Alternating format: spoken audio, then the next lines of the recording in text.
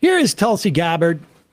They're getting big on this. Obviously, we have some of the highest gas prices in the history of, I think, in the history of the country.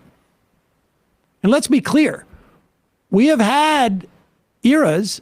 What was it we said, 2008? When was this? Oil was around the same price, nominal price in 2008.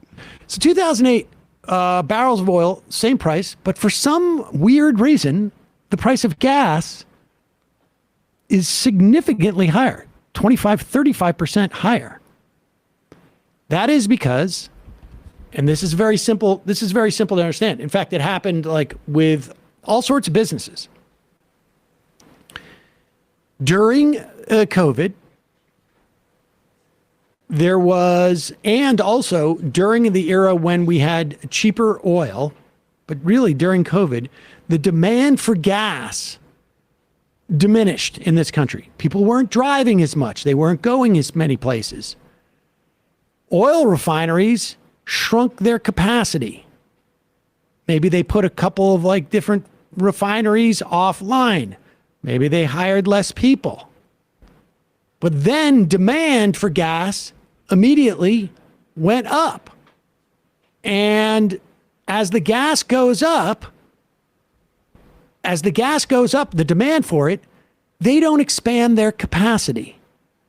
They just charge more money for it because there's a greater demand and there's less of a supply because they're not refining as much. Yeah, like when capitalists see greater demand, they don't think, oh, I'm going to work harder. They think, time to rake in money. Absolutely. Absolutely.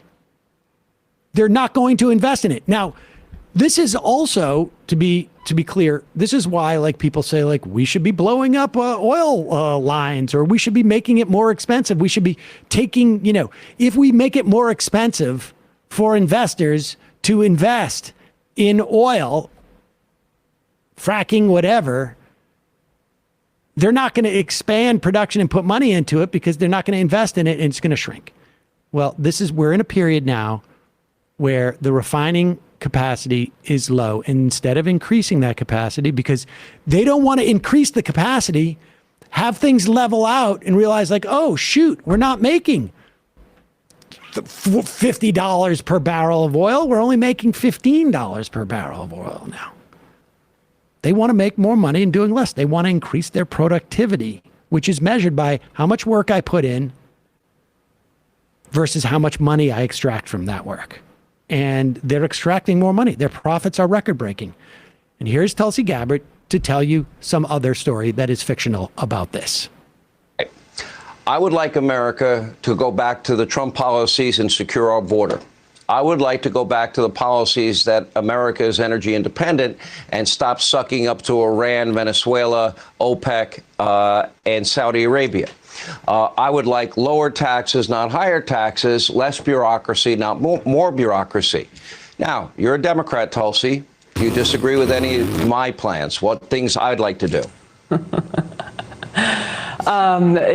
We should have a conversation about each of those things, Sean. We probably agree on some, disagree on others. But all right, here's one. Should we enforce the laws at the border?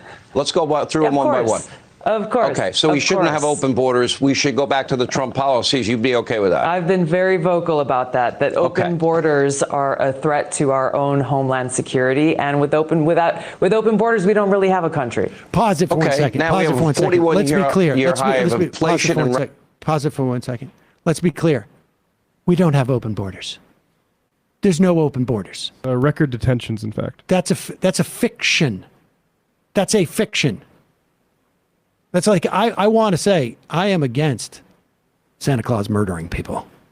I've come out many times. So Santa Claus should not be murdering people.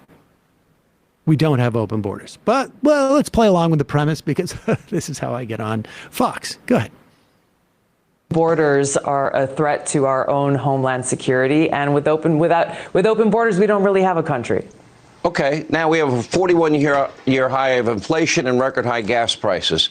Now, we can finish the Keystone XL pipeline very quickly, and every day we'll get 900,000 barrels of Canadian oil right into the United States. Would you go forward with that? And would you lift the restrictions that Joe Biden put on ANWR and federal land leases for fracking and oil? Would you join me in that effort? I would look forward. I'd look forward to a plan that ensures our energy security in a way that serves the interest of the American people and is done so responsibly. Yeah, you're kind of ducking a little bit. I'm asking very specifically. Not at all. Keystone Pipeline, you're in favor of?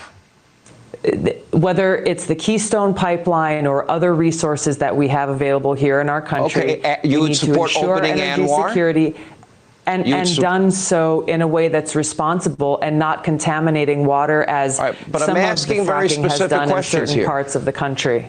Would you remove the restrictions and regulations that Joe Biden put on the energy sector? And that means allowing more leases to be given to oil and gas companies on federal lands. That would finish the Keystone XL pipeline, reopen ANWR, and allow these companies to do what they do best, and that's produce the lifeblood of the world's economy. Would you support me in that effort?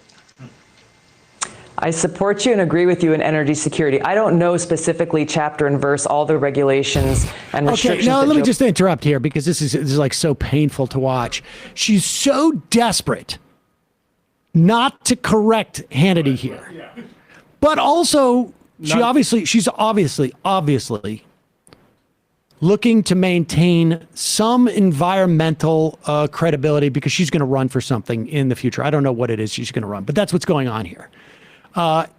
If she was honest, she would say the Keystone XL pipeline is going to run through this country and that it's going to be sold on the world market. It has absolutely nothing to do with energy independence whatsoever. The fracking, the drilling, all of the supply, completely irrelevant. Again, we saw these prices for oil per barrel in 2008, but gas prices were 25, 30% lower because this is a refusal of the refiners to expand their capacity. There is no restriction that is inhibiting them from expanding their capacity. Now, personally, I just want to make this clear, I would nationalize the refineries. I would nationalize all the oil production. I would have your charging stations. I would have electric cars, all of this. She could say any of these things, but she won't because that position to get onto Hannity's program is so desperately desired by her for whatever reason that all of the good that she thinks she's going to do, I'm giving her the benefit of the doubt, goes out the window when she allows him to both propagate this complete fiction of what energy independence means nothing. What he's saying is gobbledygook. And also makes her look evasive because she can't say anything. She can't actually say, Sean, what you're saying is complete stupid. It's the permits thing is ridiculous. We all know there's more permits out there than they've been used. So. Of course. Their leases, they've got so many leases they're sitting on. Why are they doing that? Because the way they choke the demand, choking by throttling the demand, the supply on the refinery level, with demand being like this, and they know demand is going to probably even out, by choking supply, they get to charge more money. So for every gallon, they have the same amount of people working on it. They have the same amount of electricity involved in refining it, but they get more money. Yeah. What, do you want them to hire more people to raise that sort of capacity that they're just going to have to fire later? No. Exactly. And like, this is speculative, but it almost feels like Hannity knows the power imbalance here, right? Like he's when he was kind of like, oh, you're skirting around it a little bit. I feel like he's kind of like, you can't really disagree with this if you want to come back on I don't know how much he knows or not. He's an idiot. Yeah, I guess he's right. It's it hard could be a to little assess bit. that. I've talked to that guy in person. And he actually is a dope. I mean, he just reads talking points and he's good at like hammering people on them. But maybe that's part of the game. And part of it may be just like, this is the value for him is to say you're a Democrat. They put exactly. It's just that charade. Like, look at us having this simulated. They put a D behind her name. They don't put R's behind the name of like former Republicans. Of course not. But they do that there because this is his Alan Combs. But go.